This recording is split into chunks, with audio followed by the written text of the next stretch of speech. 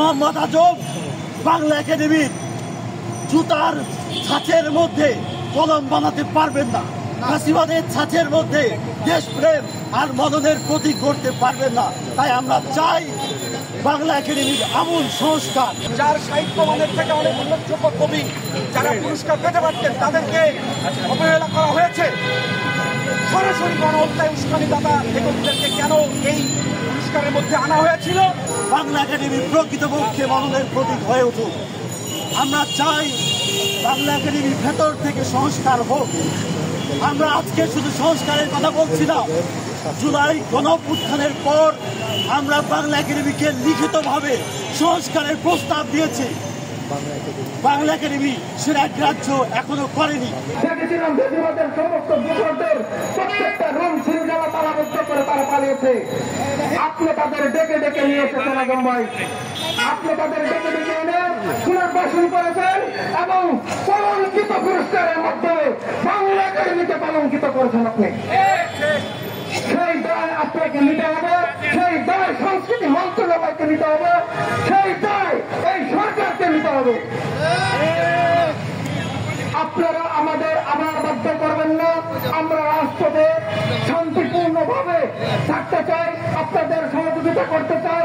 এই বিপ্লবী সরকারকে, অভ্যুত্থানের সরকারকে আমরা লম্বা একটা জায়গায় নিয়ে যেতে চাই আগামী বাংলাদেশ নির্মাণের লক্ষ্যে। মোহাম্মদ আজম স্যার তার চারপাশে একটা বিশুদ্ধ সাপ আওয়ামী ফ্যাসিস দিয়ে বাংলা একাডেমিতে বসে আছেন।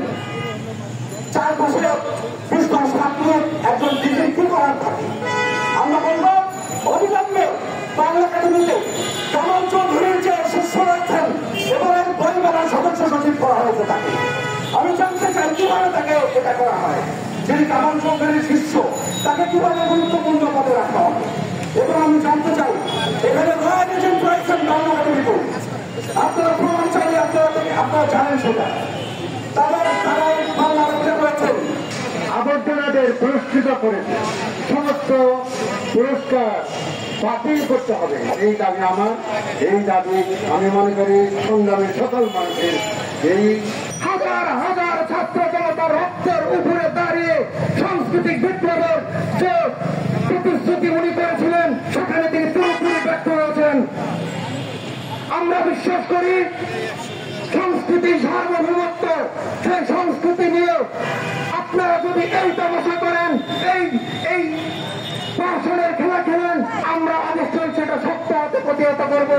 যেভাবে আমরা শেখ হাসিনাকে, যেভাবে আমরা সৈন্যদের সমস্ত দুঃখদের প্রতিহত করেছি রাষ্ট্রতে।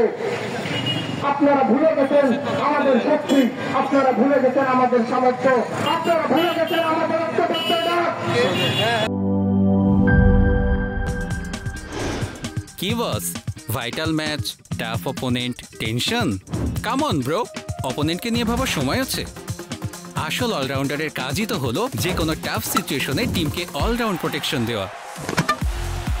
জাস্ট লাইক মাই টাইলক্স, যার অ্যান্টিব্যাকটেরিয়াল এজেন্ট টয়লেটের কোনায় কোনায় পৌঁছে 99% জীবাণু ধ্বংস করে, টয়লেটের কঠিন দাগ ও দুর্গন্ধ দূর করে টয়লেটকে রাখে ক্লিন আর সুবাসিত।